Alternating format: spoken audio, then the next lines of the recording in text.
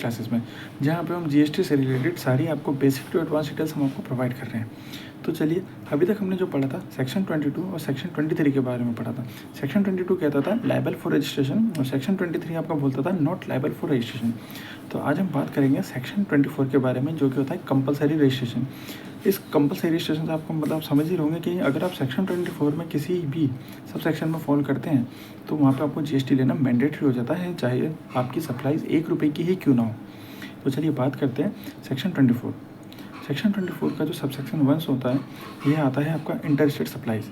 अगर आप एक स्टेट से किसी अदर स्टेट्स में आप 1 रुपये की भी टैक्सेबल गुड्स की सप्लाई करते हैं तो वहाँ पे आपका जीएसटी लेना मैंडेटरी होता है।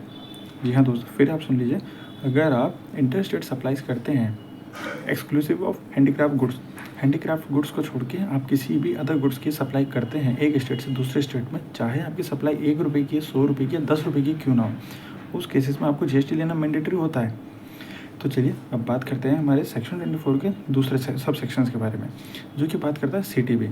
सीटीबी होता है कैजुअल टैक्सेबल पर्सन।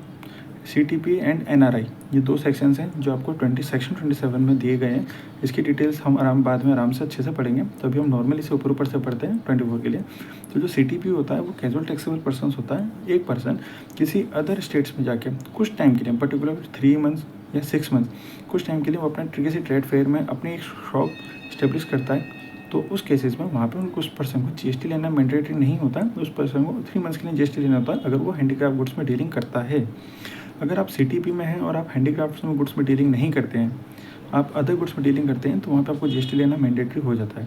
लेकिन अगर आप हैंडीक्राफ्ट गुड्स में डीलिंग करते हैं और उस टाइम आपका जो टर्नओवर है वो 20 लाख से कम होता है और आपके पास पैन अवेलेबल होता है एंड ई-वे बिल, अगर ये 4 चीज़ आपके पास अवेलेबल होती है तो उस केसेस में सीटीपी के अकॉर्डिंग आपको जीएसटी लेने की ज़रूरत नहीं पड़ती है। बट अगर ये 4 चीज़ें आपके 4 में से कोई एक चीज़ भी आपके पास नहीं होगी तो उस केसेस में आपके ऊपर जीएसटी लेना मैंडेटरी हो जाता है। तो चलिए बात करते हैं थर्ड पॉइंट्स के बारे में। थर्ड पॉइंट है हमारा NRTP, non resident taxable person. आप समझ ही रहे होंगे, नॉन रेजिडेंट मतलब बाहर का।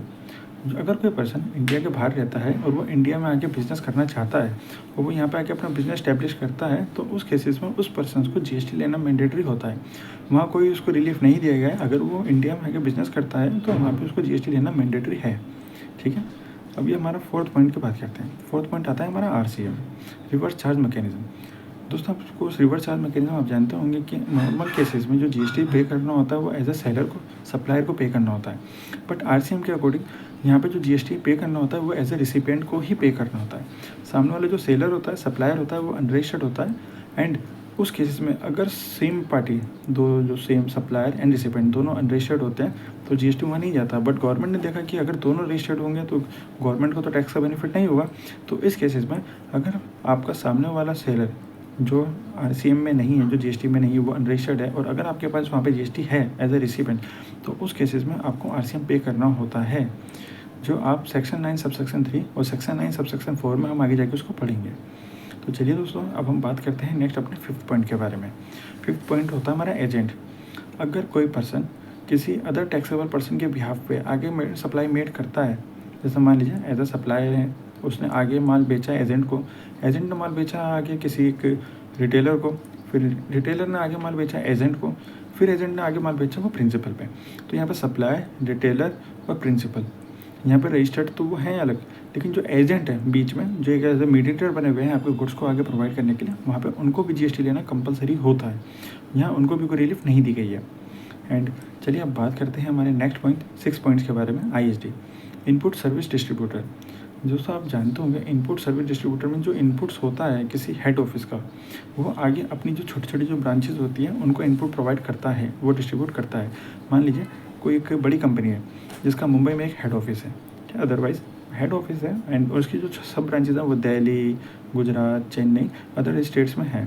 अब यहाँ पे जो वो बिलिंग कटती है वो मुंबई के हेड ऑफिस के नाम से कटती है और उसी के एड्रेस पे कटती है।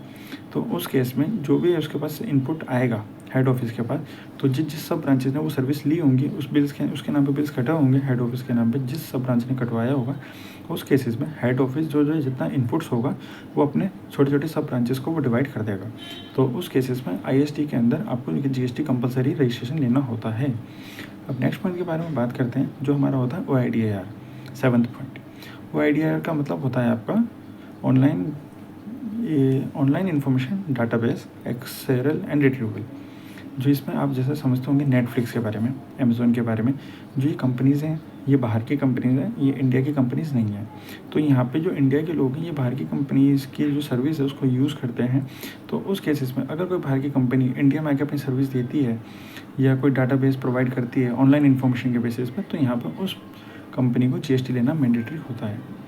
अब नेक्स्ट पॉइंट आता है आपका 8 पॉइंट ई कॉमर्स के बारे में अगर हम देखते हैं कि आप जानते होंगे कि ई कॉमर्स का मतलब होता है ऑनलाइन प्लेटफॉर्म, एक ऐसा पोर्टल जहाँ पे हम ऑनलाइन सर्विस ले सकते हैं और सर्विस दे सकते हैं। तो चलिए इसमें बात करते हैं। इसके अंदर सेक्शन 9 सब सेक्शन 5 के अंदर एक अदर देन आता है, जो इसे आप मान लीजिए सेक्शन 9 सब सेक्शन 5 में आपका ओला उबर होता है। ओला उबर में जो GST पे करना होता है वो as a Ola Uber companies को पे करना होता है, जो ड्राइवर्स होते हैं उनको पे नहीं करना होता है, क्योंकि जो आता है ये आपका रिवर्स चार्ज मैकेनिज्म के अंदर ही आता है। क्योंकि उस केसेस में अगर एक ओला उबर है तो वो तो GST रजिस्ट्रेशन तो लेगा नहीं, तो उस केसेस में वो अपने आप को ओला या उबर में रजिस्टर्ड करते हैं और वहाँ पे वो अपनी सर्विस देते हैं। तो जिसमें जो GST की लायबिलिटी होती है जो सर्विस ले रहा है, मतलब ओला उबर जो सर्विस ले रहा है यहाँ GST उसको पे करना होता है। तो ये सेक्शन 9 सब सेक्शन 5 में आता है ई कॉमर्स के थ्रू। तो यहाँ पे सेक्शन 9 सब सेक्शन 5 में अगर आपसे पूछा जाए कि GST किसको लेना है, तो आपको वहाँ पर बताना होगा कि वहाँ पर आपको ओला या उबर को GST लेना होगा। एंड लास्ट जो आपका पॉइंट है वो 9th पॉइंट है नोटिफाइड का मतलब है कि गवर्नमेंट टाइम टू टाइम एक नोटिफाइड लिस्ट निकालती रहती है कि कब किस पर्सन को इतने कब GST लेना है नहीं। तो ये कुछ 9 पॉइंट्स थे जो काफ़ी इंपॉर्टेंट पॉइंट्स थे कंपलसरी रजिस्ट्रेशन के लिए। तो दोस्तों अगर ये आपको काफ़ी हेल्पफुल लगती है तो इसे आगे लोगों के साथ शेयर करें एंड इसे सेव करें।